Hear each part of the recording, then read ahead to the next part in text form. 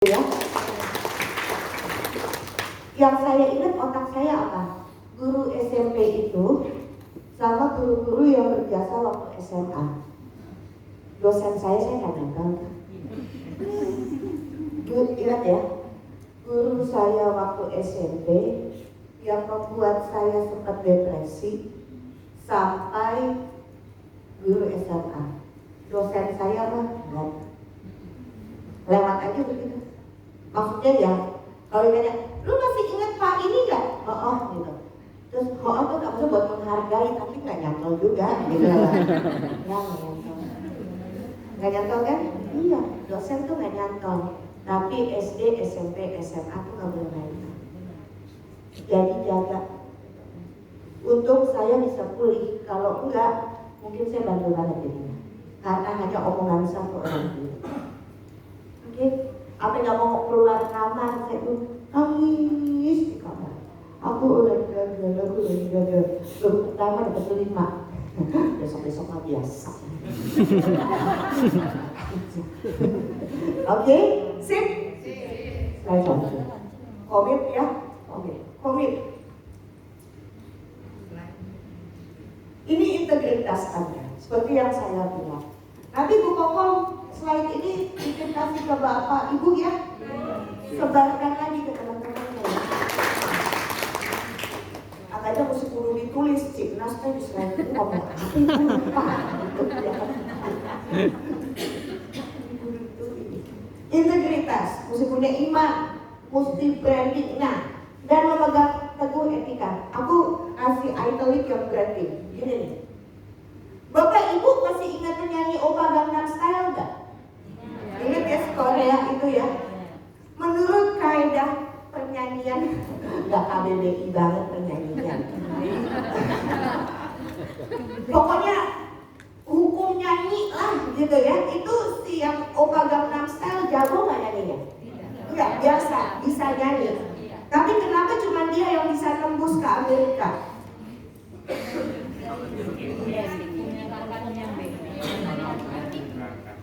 Siapa yang bilang unik tadi? Betul, unik. Branding itu adalah carilah keunikan Anda masing-masing. Supaya apa? Recognition. Supaya apa? Supaya mudah dicintai oleh peserta didik. Perhatikan ya. Guru yang biasa-biasa aja pasti yang kelasnya nggak menarik. Tapi kalau gurunya unik, ya itu pasti ditunggu, betul ya? Unik itu mesti pinter nggak? Enggak, biasa aja. Iya kan? Buat pinter tuh gampang tahu. Kalau siapa kata saya, gampang. Saya kasih tahu caranya. Gampang banget jadi orang pinter. Tapi kalau keunikan itu tuh pakai hati, mesti sincere, kerjainnya tuh mesti konsisten. Uniknya itu mesti konsisten supaya jadi branding, iya kan? Sekarang aku aja di sini, siapa yang pernah suka sama seseorang terus kemudian patah hati terus di unfollow? Bener nggak? Iya. Gua nggak. Terus ditanya, ibu siapa namanya? Bu Ade. Terus Bu Ade bilang gini sama saya, Nas, gue nggak nyangka ya Nas dia begitu. Ya Bu Ade, dia emang begitu. Cuman kalau sekarang beda karena bautnya lagi kendor. Kalau nggak dari hati, lama-lama juga ketahuan aslinya. Setiap orang tuh unik loh. Setiap orang tuh unik. Jadi jangan nyontek keunikannya karena nggak konsisten nanti. Cari keunikannya masing-masing. Oke? Supaya jadi trending. Dan itu kepake banget di era pandemi begini untuk mudah dicintai sama muridnya. Apalagi lagi online kan, dengan keunikan. Jangan kayak begini, sekali online tatap muka, tugas seminggu, orang gila ini betulan ya gitu. Yang ketawa yang berasa, biarin aja. Enggak. Ada yang begitu enggak. Ya.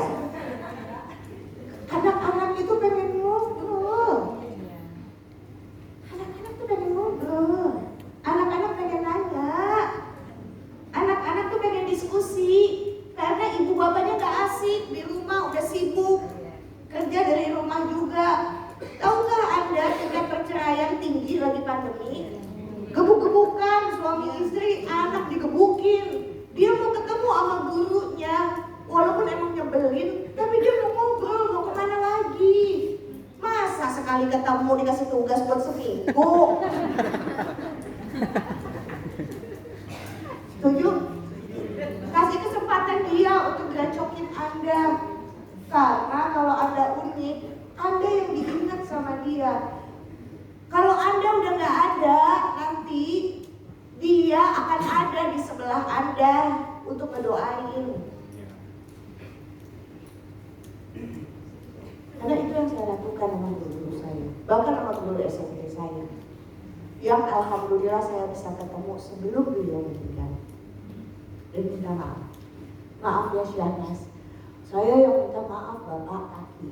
Saya yang minta maaf ya Bapak, saya bandel banget dulu. Enggak, saya yang salah. Ya udah Bapak yang salah ya udah. Bukan ekel-ekelan kan becek. Tapi kami selesai di dalam dan benar. Dan saya datang ke rumah sakit. Saya datang. Bapak makasih ya Pak. Bapak makasih. Nangis, biasanya juga nangis. Gitu. Dan waktu akhirnya meninggal seminggu kemudian, saya yang terus semuanya sampai keluarga.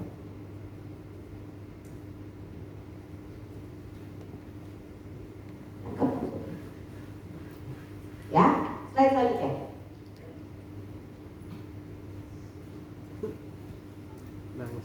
Oke, ulet itu mesti belajar berkelanjutan. Dari slide ini mengenai keuletan, saya bilang soal jangan berhenti buat belajar. Guru yang berhenti buat belajar dan yakin bahwa sudah cukup apa yang ada di kepala. Apakah Anda yakin Anda pilih profesi ini? Karena kalau misalnya Anda yakin Anda nggak boleh berhenti belajar. Ini era, tahu ya, pandemi ini kita 7 tahun dipaksa lebih cepat ya menguasai teknologi. Iya. Jadi dunia menyebutnya adalah era digital 4.0. Jepang mengeluarkan istilah society 5.0. 5 di atas angka 4. Artinya apa? Manusia mesti menguasai teknologi, bukan teknologi memperbudak manusia. Sehingga kita jangan sampai gelisah karena anaknya udah banyak tahu lebih dulu. Kan suka gitu ya. Dan akhirnya Bapak Ibu tolong ditulis di kertasnya, tulis 2 lingkaran. Ya, 2 lingkaran. Lingkaran yang pertama gambar orang. Gambar aja orang. Ya, udah kebayang lah gambar orang gimana ya kan? Ya. Udah? Yang di lingkaran yang kedua gambar tangan. Tangan ya Mak, bukan pohon beringin. Ya. Udah? Pahami ini. Jadi kalau anak peserta didik atau buah hati Anda mengoreksi Anda, jangan sakit hati dong. Karena yang dia nggak nyerang Anda, yang dia kasih masukan adalah tangan kita, perbuatan kita, tindakan kita, tapi bukan kita.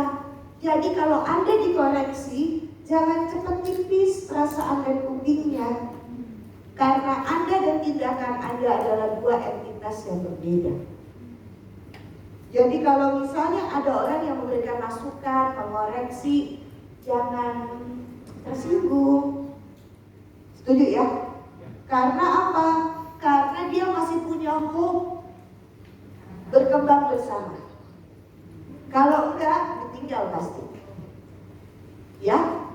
Oke, sip. Jadi belajarlah berkelanjutan. Saya mau nanya, sekarang lagi musim TikTok ya? Belajar fisika pakai TikTok bisa nggak? Bisa. Kemudian mengintegrasi beberapa pelajaran di satu Jam bisa nggak? Bisa. Sebutkan apa saja. Sejarah dengan apa yang? Sangat bisa. Bisa. Bisa. Apalagi Pak di belakang? IPA dan matematik. Apalagi? Bahasa Inggris dengan? Ya. Semuanya bisa. Semuanya bisa dikawinkan, digandengkan dengan pelajaran apapun. Tergantung gurunya kreatif apa enggak.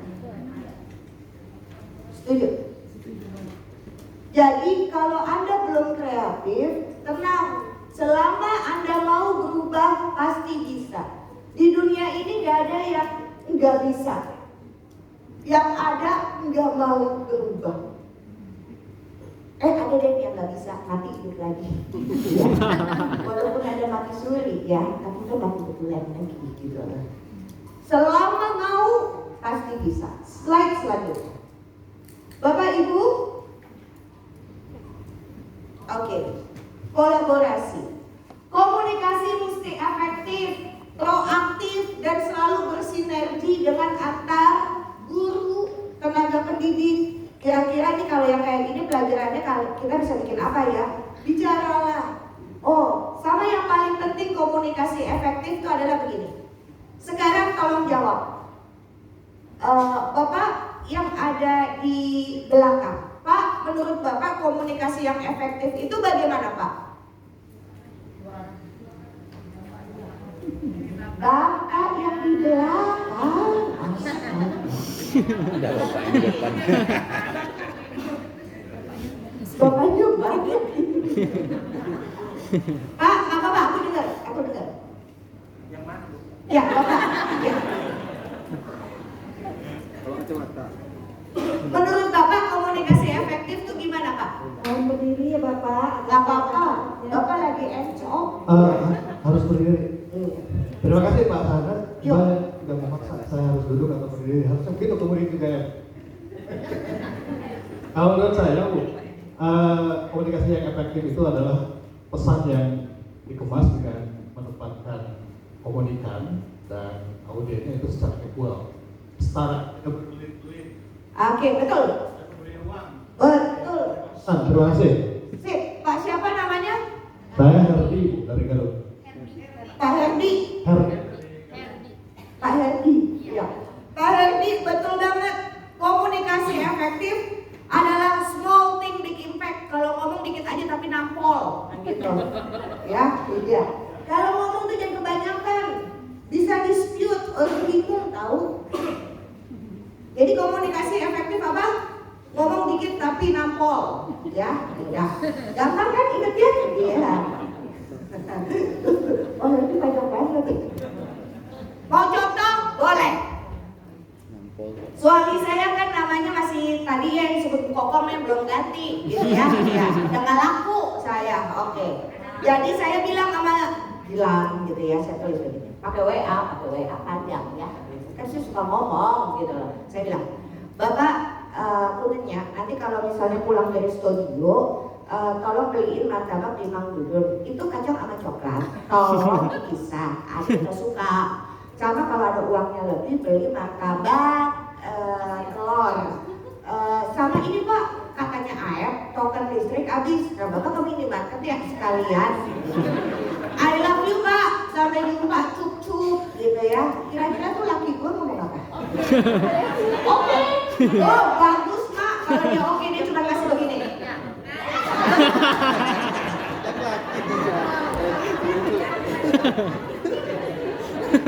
Pertanyaan selanjutnya, sesuai nggak? Enggak. Iya benar, enggak. Jadi waktu aku nanya lagi sama Gilang, Bapak tuh kumaha ya Pak? Bapak kan lulus SD ya, gitu bisa baca. Tinggal dibaca Pak, begitu. Terus dia bilang gini, too much information my dear. Gue itu cari martabak hadiah token listrik gak ketemu. Bisa dibeda ya. Martabak ada ke listrik. Kadang enak dulu. Jadi komunikasi efektif apa? Ngomong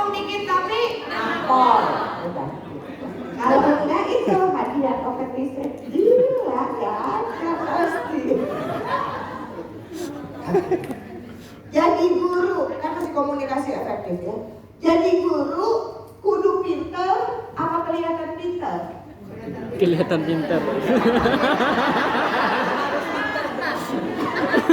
Alasannya apa ya? Ini mainnya jangan ditelan banget aja. Ya. Pakai ini aja ya. Terima kasih. Ibu siapa? Sinta dari SMA Negeri 7 Sinta dari SMA Negeri 7 Depok, Jawa Barat. Kalau berdasarkan pengalaman, saya itu harus terlihat pintar karena itu akan menyebabkan kita menjadi percaya diri. Ketika kita percaya diri, maka anak akan percaya sama kita.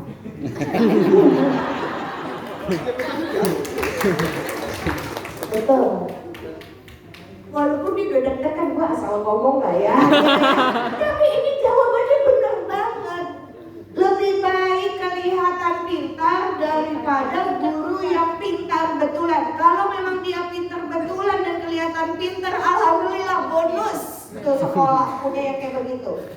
Karena apa? Orang pintar, ini karena saya tuh belajar komunikasi ya. Orang pintar kecenderungannya punya penyakit. Apa? Bukan, dia ngeluarin kata-katanya sulit, ngerti nggak?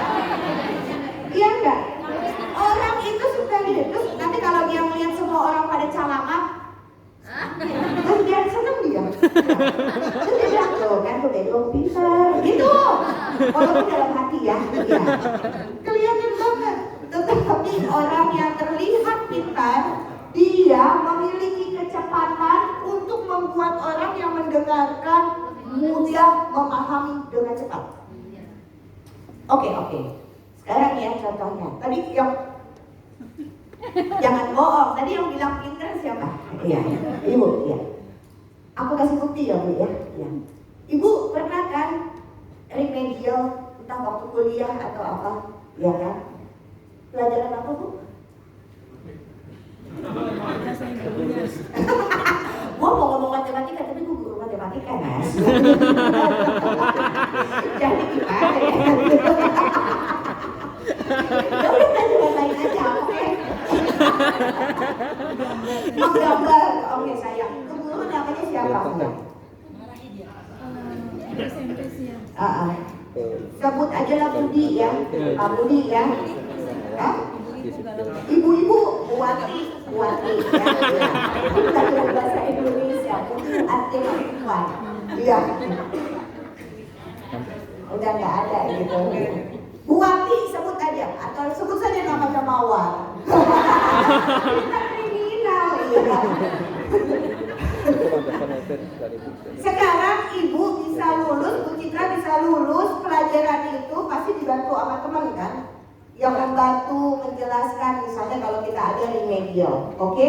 Pasti ada teman kita yang membantu kita untuk kita mudah cepat paham pelajaran sulit itu. Pertanyaannya, sahabat kita dengan guru kita pintar mana? Guru kita pasti. Tapi teman kita yang terlihat pintar karena apa? Lebih cepat. Iya. Cara.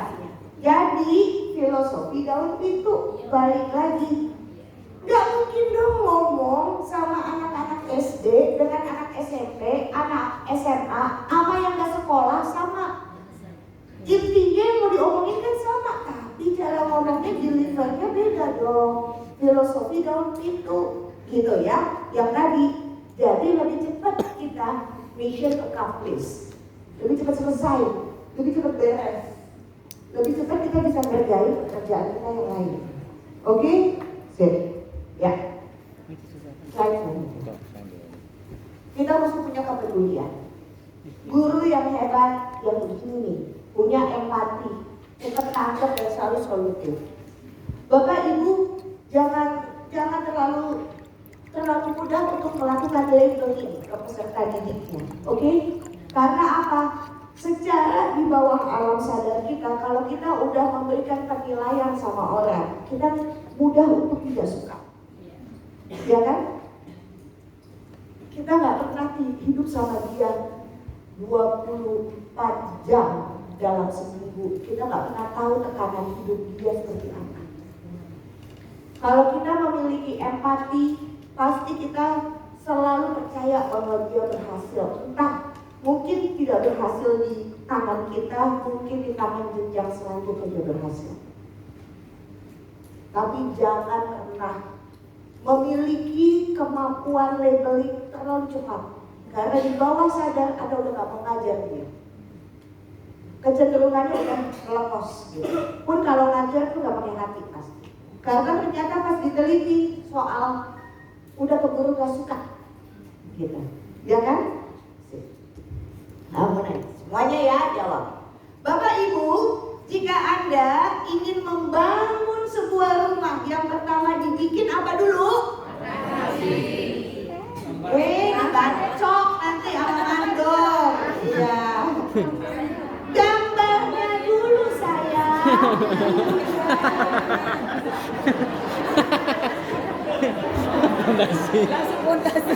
Langsung pondasi aja. Mandornya bisa pingsan. Ibu yang bener Pak, yang bener. Emangnya saya siluman gitu kan, bisa bikin candi gak pakai bestek, gak pakai blueprint. Kenapa kita kepentok-pentok lagi ngajar? Karena kita gak pernah masuk ke kelas udah punya blueprint di kepala kita. Jarang. Oke? Jadi lakukan itu. Lagi ya, ini sambil saya ngomong yang penting dicatat. Sesudah kita punya blueprint, the stack, site plan, jadilah fondasi. Habis itu bikin fondasi. Habis fondasi tiang. Habis tiang atap, begitu ya. Jadilah image, paham kan maksudnya? Jadilah Anda. Image rumah itu adalah Anda. Oke? Sip. Anda kan mesti mengevaluasi diri, bukan? Mau uji kompetensi kek? Mau omongan orang tua murid kek? Mau muridnya pada gibah lah? Ya. Kan kita kan dapat feedback, betul nggak?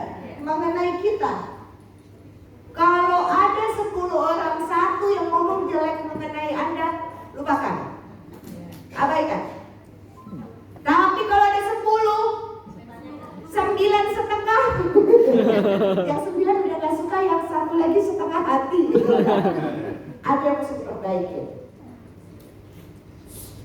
Kak, ini logikanya begini. Kalau misalnya image rumah yang paling jelas terlihat apanya? Atapnya. Nah kok atapnya kayak bapak waktu dulu mau pacaran lihat atapnya aja udah senang. Benar ya? Jadi rumah itu yang paling menonjol adalah atapnya. Kalau misalnya mesti diganti self evaluation, evaluasi diri, maka pasti atapnya yang mesti diganti. Analoginya begini, yang lain perumahan itu atapnya pakai genteng biasa, kita pakai kepala kebo, ya diomongin dong, gitu. Nangkep ya? Yang mesti diubah apa? Ya kepala kebonya ganti. Karena itu menyolok dan unik sih, iya unik, tapi norak, gitu. Nah kalau begitu mesti ganti, sehingga nggak mesti ganti nggak sampai fondasi, enggak dong, mahal dong jadinya. Sehingga satu, kalau kita punya niat mau mengubah diri kita menjadi image yang baik, ternyata gak mahal dan mudah ngelakuinnya. Nangkep gak maksudnya nih? Nangkep gak? Anda semuanya udah di atas usia 21 tahun, gak mungkin ada diubah dari fondasi. Percaya sama saya. Iya kan? Itu sih utopia, halusinasi gak mau berubah gitu, gak mungkin berubah. Maka yang diubah apa? Atapnya aja, nggak usah sampai fondasinya. Kalau atapnya berubah, maka image Anda itu bagus loh. Oke? Matanya ngerti ya? Iya. Semuanya matanya begini. Ya lagi mikir gitu kan ya? Iya. Sip, paham ya? Dan jangan bilang begini, misalnya ada yang sudah puluhan tahun menjadi guru dan dikit lagi mau pensiun, ya saya udahlah gak usah berubah, dikit lagi juga saya pensiun. Jangan, karena sekali lagi pekerjaan Anda adalah ibadah Anda. Anda gak pernah tahu di hari yang mana, di anak yang mana, di kejadian yang mana. Itulah yang disekali sama Tuhan untuk membuat semua penghuni langit tersenyum ketika kita pulang. Anda nggak pernah tahu. Oke? Jadi jangan ya kayak besok aja lah. Ya kalau itu kamu besok. Kalau mau berubah sekarang, atapnya aja sayang, atapnya itu pekerjaan yang gampang dan murah, nggak sampai fondasi kok. Ikutin ya. Oke. Slide selanjutnya. Ini balik. Ya. Ini tentang keunggulan Anda. Orientasinya adalah Anda melayani. Inovatif dan kreatif. Pandemi itu guru tuh mesti inovatif dan kreatif. Slide selanjutnya nanti saya akan kupas lagi mengenai inovasi dan kreasi. Adaptif dan progresif. Slide selanjutnya. Ini dia critical thinking. Bapak Ibu tahu kan bedanya critical thinking, pemikiran kritis sama tukang kritik, tahu nggak? Tahu kan? Kalau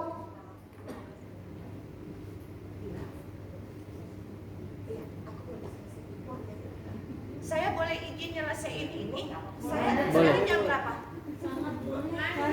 2.15. 2.15.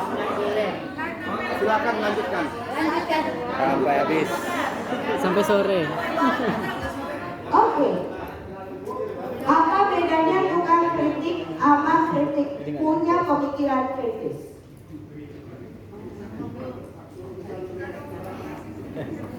Apa jawabannya?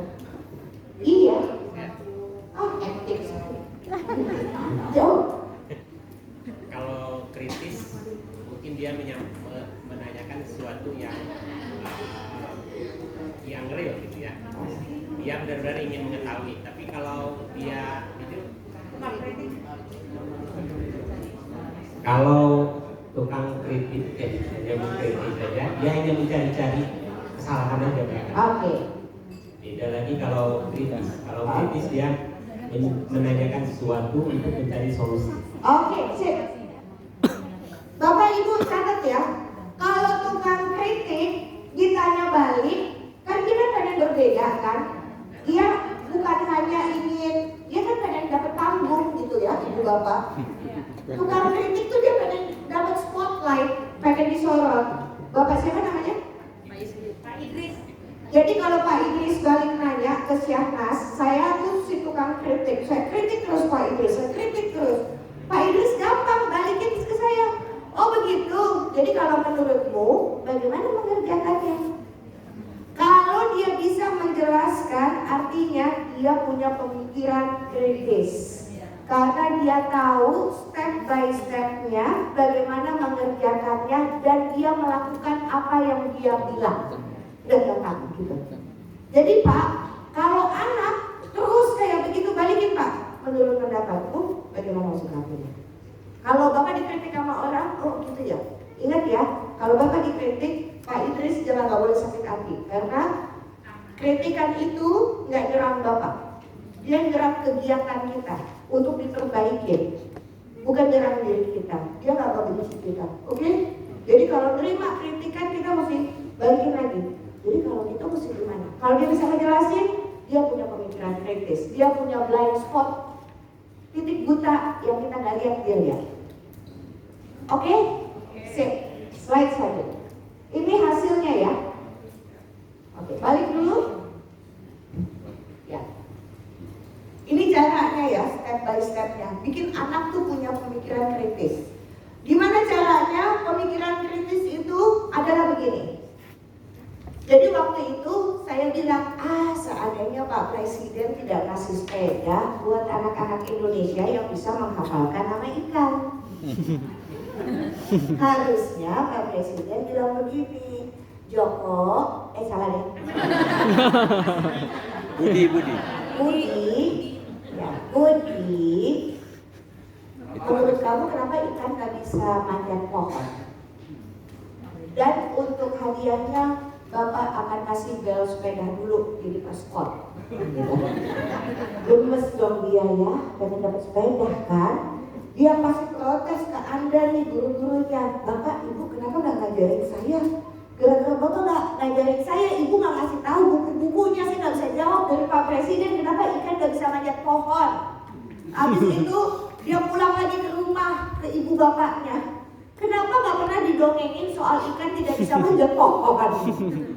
Sampai akhirnya dia penasaran. Jadi sampai tuh anak punya cerdas literasi. Cerdas literasi bukan bisa baca. Dia paham apa yang dibaca dan dia tahu bagaimana kerjainnya. Cerdas numerasi itu bukan jago matematika, ngerti gak hitungannya gimana dalam setiap langkah kehidupan. Sampai dia bisa berinovasi dari hasil analisa, menilai dan merekonstruksi. Ikan apa ya, cupang ya yang warnanya bagus itu cupang kan ya. Ikan cupang dimasukin ke sini ke toples, ditutup, diterek kayak bendera. Terus dia bilang, Pak Presiden, aku punya inovasi. Minta sepeda, ikannya udah ada di kantor. Kasih sepeda. Itu yang saya inginkan, bukan menghafal. Ada yang slide. Saya sama. Berarti salah Presiden. Passion, sepenuh hati dan bergairah.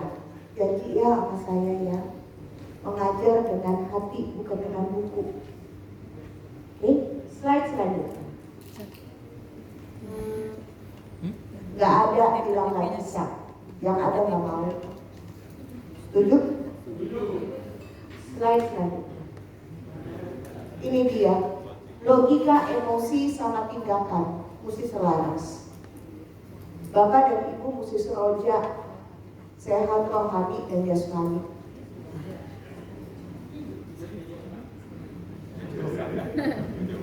Biasanya kalau yang hatinya suka marah, ke kelasnya juga gak enak. Kenapa Bu?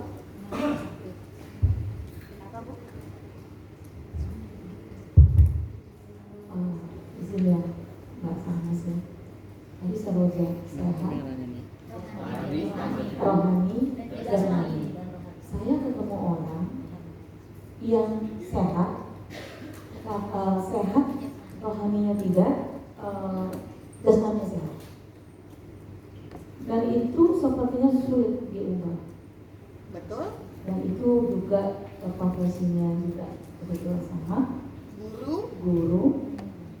Dan sangat susah ya mengubahnya. Betul? Bagaimana cara mengubahnya rohani seperti itu? Sakit banget kadang-kadang, susah banget. Jadi kita udah hafal. Jadi karena rohaninya sakit, maka jadinya itu karakter dia. Sehingga ketika dia Aku memahami kalimatnya, Bu. oke, sip. Mantul ya. Terima kasih banyak. Iya.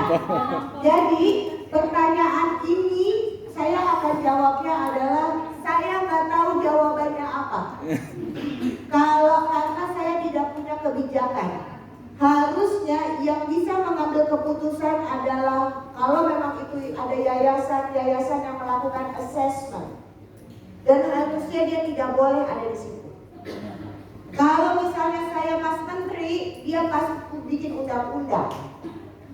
Bagaimana dulu dia bikin undang-undang untuk menyeragamkan mental tukang ojek. Iya kan? Jadi saya nggak punya jawaban. Tapi yang saya tahu adalah orang itu harusnya tidak ada di dunia pendidikan. Gak boleh. Karena apa? Karena bisa kejadian banyak orang yang terluka. Bukan hanya rekannya. Kalau rekan nggak apa-apa ya, sama-sama dewasa, anak-anak. Sip? Ya. Slide selanjutnya. Ini Bu. Ini mulai sekarang kita janji ya, Bapak Ibu tinggal kirim. guru, Anda mengajar bukan memenuhi kebutuhan, tapi mengantisipasi kebutuhan. Bukan hanya memenuhi harapan, Anda mengajar beyond that, di atas itu, di atas harapan. Bukan hanya sekarang jadi baik dan bersahabat, tapi punya empati dan menolong. Kalau selama ini Anda kompeten menjadi guru, sekarang Anda ahli. tahun ini Anda mengajar, Anda fokus dengan fungsi Anda, sekarang fokus sama tujuannya. Kalau selama ini peserta didik, orang tua, dan yang lain merasa puas dengan keberadaan, sekarang kita ubah. Levelnya mesti dinaikin menjadi loyal. Itu yang disebut service of excellence. Oh ya. Ini ilmu human capital. Ini yang dikasih tahu sama bapak saya. Oh, saya mesti ceritanya begini. Bapak, ibu, ayah saya itu udah meninggal. Ayah saya dulu waktu masih hidup, dia bos di Pertamina bagian HRD, Human Resources Development. Dulu namanya Bikroso, gitu ya. Presidennya masih Pak Harto. Bosnya Pertamina, kepalanya itu tahu kan, masih Pak Ken Sutowo, gitu. Oke? Ya. Backbone-nya negara ini tuh Pertamina, ya. Orang Pertamina kan otaknya disekolahin, mulut enggak ya? Ya. Terus saya tanya sama ayah saya, kan mereka mesti buka Pertamina, mesti kilang, sekolah, pemukiman, rumah sakit, gitu kan? Itu bapak saya yang mesti ngecek gitu. Kemudian saya tanya, Pak, pilih orang gimana Pak? Terus dijawab gini, bego-bego dikit nggak apa-apa lah. Saya ajarin lama-lama juga pintar. Belum ahli, belum cakap nggak apa-apa, repetitif aja terus, lama-lama jago. Tapi kalau nggak punya karakter, nyolong gitu orang, nggak bisa. Jangan dulu kan ini kan geng yang tipenya gini, senyum-senyum katanya mayatnya ngambang di kali. Nah begitu kan ya. Slide selanjutnya. Kalau sekarang beda lagi ya. Oke, ini penting. Maaf, ada pointers, ada ini, laser. Oke, saya pakai tangan aja.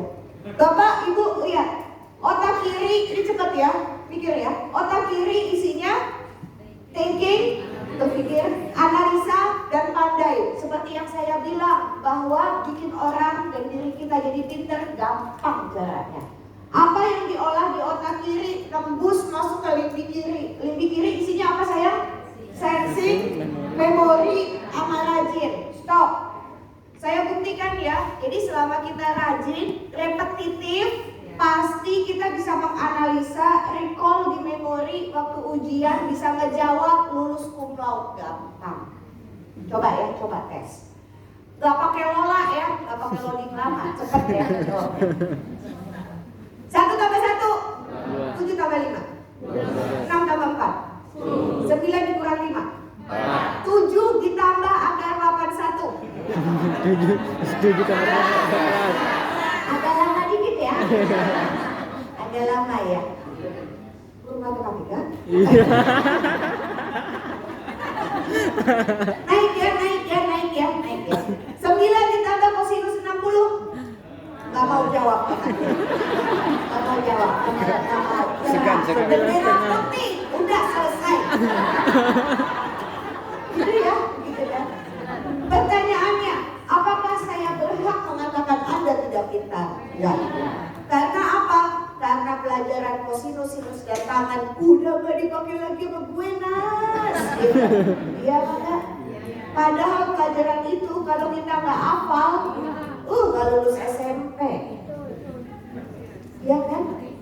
Karena udah nggak dihafalin. Jadi gampang nggak bikin anak pintar? Gampang. Sikat aja terus, jago pasti. Kata siapa? Kata saya. Kata profesor yang udah bikin Olimpiade anak Indonesia, khususnya anak Papua, menang. Yohanes Surya. Yohanes Surya, anak Papua yang berkali-kali nggak naik kelas dan bisa mengalahkan Olimpiade matematika, ngalahin anak Rusia, cuma dirumahkan sama Prof. Yo, diasah selama 6 bulan. Terus jadi jago kayak robot. Bukan kata saya tadi kayak Prof. Yo. Dan itu waktu zamannya waktu mau pergi kan mesti datang untuk minta dana sama pemerintah kan, jadi mereka lagi pamer gitu ya. Nah saya lagi ada di situ. Saya bilang, Prof Eda, hebat kan. Mas lu tahu nggak? Ini anak Nas ya. Dan yang ini umurnya segini, yang ini 4 kalinya naik Mas ya. Ini begini. Allahu Akbar, Prof hebat banget. Dulu ayo Mas, kita buktiin tentang ini. Oke? Sikat aja terus, jago Mas. Ya. Tapi otaknya masih bahagia. Lihat otak kanan. Otak kanan isinya apa? Intuisi, kreatif, inovatif. Apa yang diolah di otak kanan tembus ke lidi kanan isinya feeling, emosi, apa jaga hubungan. Oh, now you understand. Kenapa anak makin pintar gak punya teman? Lindiknya beda kerjanya. Kenapa murid yang nyebelin jadi kepala geng? Karena jago rekrutmen. Lindiknya itu. Tapi gimana dong pedagogiknya Indonesia? Semua dibikin seragam. Sama siapa? Sama ini.